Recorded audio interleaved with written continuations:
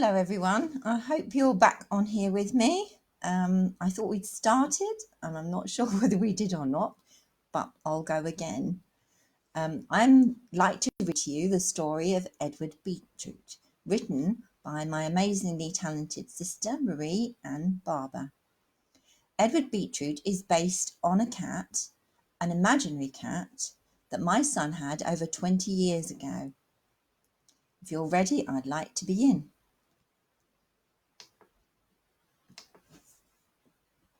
Edward Beetroot and a puddle full of trouble. Henry, will you get a move on? The shops will be shut at this rate. It's taken you nearly 40 minutes to get ready. It hadn't. Henry's mum should have checked on him. Henry was still firmly embedded in his bed. He'd got his rather large ginger cat, Edward Beetroot, to stomp around, so it sounded as if he was in the throes of getting dressed. Henry did not consider this to be unfair to his furry friend, because Edward Beetroot was largely nocturnal, and Henry was not. So at 11 a.m. Henry still considered this time as early morning or very late night, depending on how you looked at it.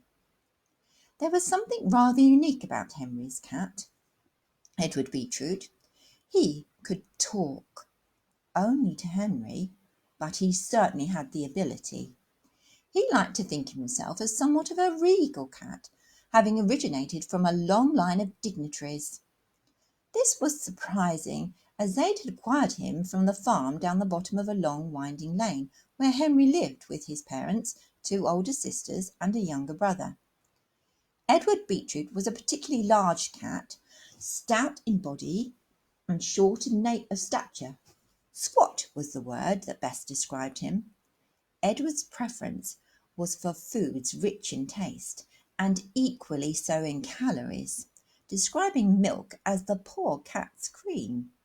Subsequently, this had led to Edward Beetroot's fluffy rotundness. Edward Beetroot was not at all worried about this. If it was remarked upon, he simply replied that in Africa it was considered a sign of wealth to carry a little extra around their booty. How Edward Beetroot knew this was anyone's guess, but he was an awfully factual cat and seemed to have a great deal of knowledge on trivia. He would have been really good at pub quizzes had he ever gone. He also had an air of superiority about him. Snooty was how his mum described it when he turned his nose up at tinned cat food, and spoke as if he had the cat's equivalent of a plum stuck in his mouth, perhaps a lodged herringbone. Henry finally conceded to getting ready, as there was no point in delaying the dreaded trip to get some new school shoes. The plan was to express enthusiasm for the first pair of shoes that were not too hideous but hugely expensive.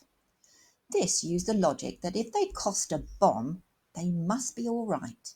Plus, it gave him a great deal of pleasure to see his mum balk at the price. Perhaps next time she would reconsider outings of such nature. Edward Beetroot was not best pleased that he was being left behind. Unlike most cats, who are largely independent, Edward preferred company. Never mind, he would catch up on some sleep and dream up an afternoon's escapade. Sure enough, the shopping trip was cut short by Henry's complete lack of enthusiasm. His mother had paid the price of the first pair of shoes Henry had not mocked or gagged at, and headed home sooner rather than later, having developed a cracking headache. Edward was waiting. "Aha!" he exclaimed. "The travellers return, I see. Good shopping trip? Fruitful, was it?" Henry slumped on his bed. "I guess. I've got new school shoes." "Oh, have you now? That is one thing us felines do not have to worry about, nor clothes for that matter. Terrible nuisance having to wear garments. Very restrictive, although I am partial to a cravat. So let's have a look then." Henry reluctantly took the lid off the shoebox to reveal a black plain pair of leather shoes that his poor mother had had to remortgage the house for.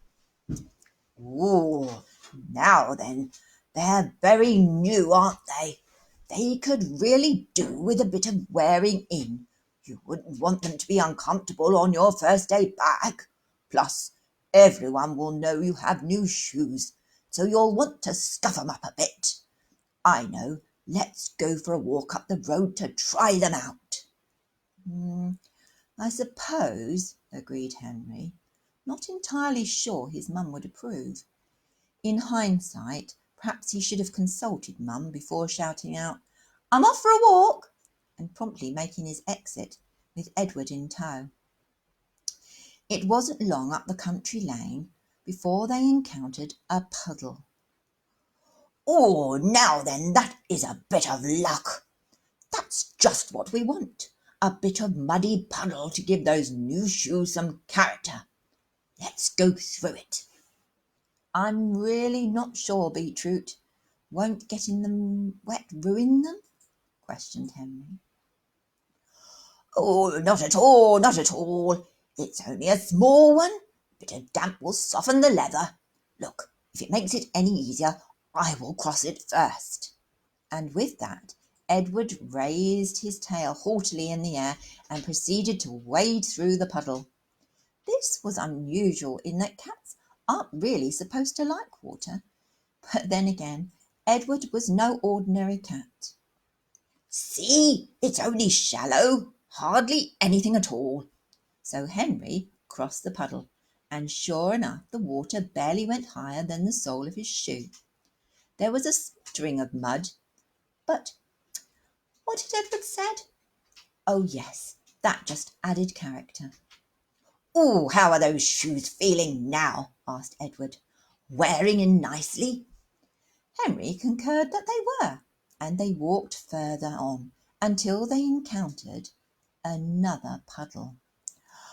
"Fabulous! Another puddle to test out those new shoes." Edward looked most pleased with himself. "Shall I lead the way, comrade?"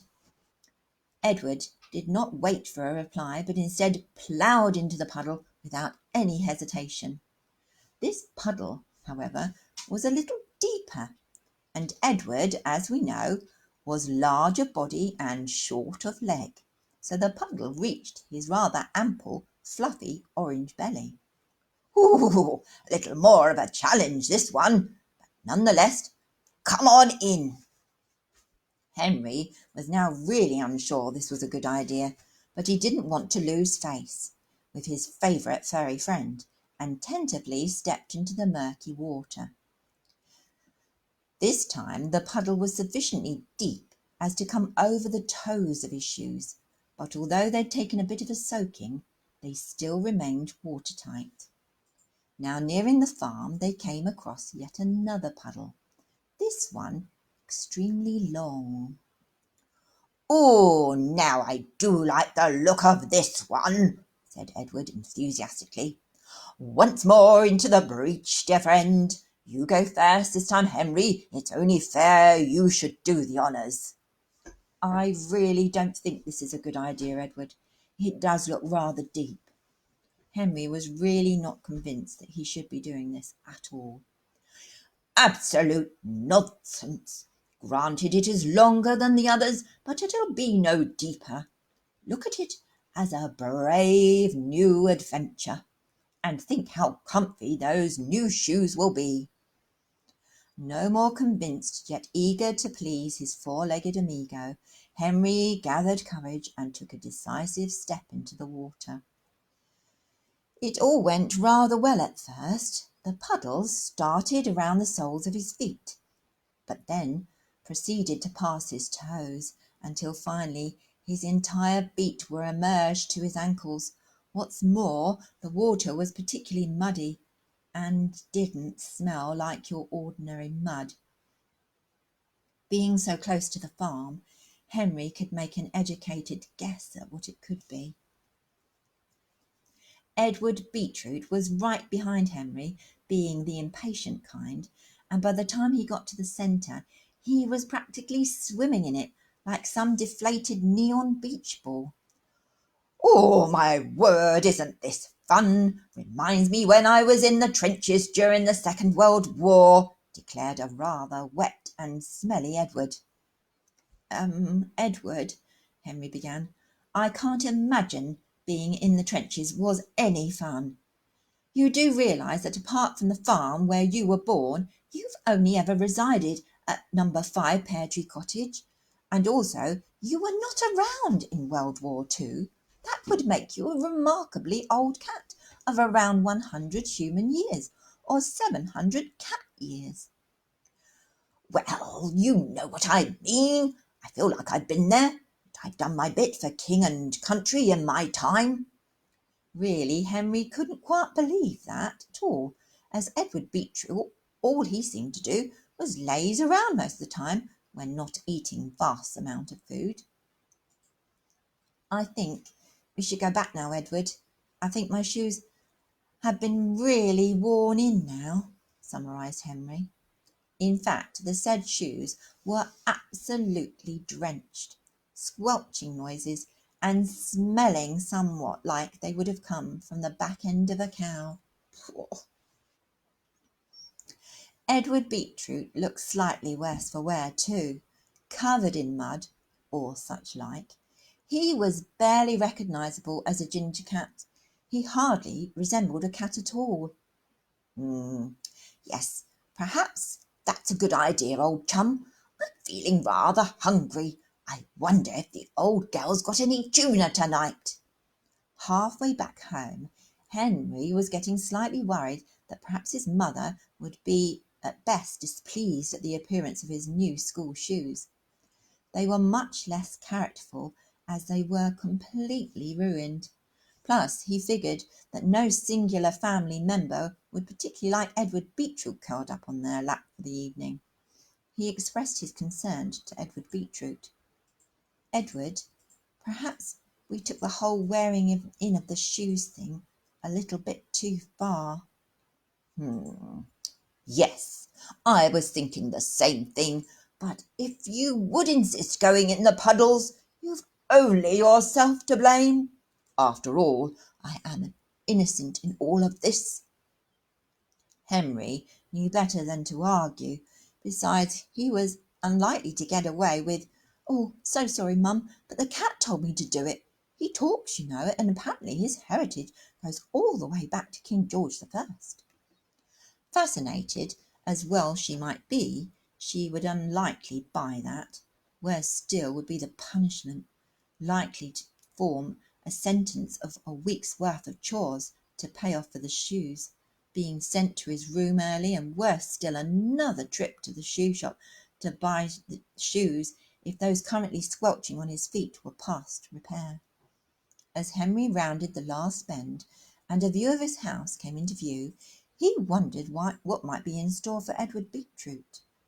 What, dare say, would Edward Beetroot's punishment be? No doubt a warm bath, a snooze by the fire, and a lap to curl on. It wasn't really fair. He wouldn't even be demoted onto poor cat's cream. Right now, Henry thought it would be nice to swap places with Edward Beetroot. I hope you enjoyed that story, and there'll be another story about Edward Beetroot next Wednesday. And I will be back on Sunday to do a mind holiday with you. Before I say good night, I want to remind you that you are safe and loved. Lots of air hugs and kisses. Until Sunday, take care. Night night.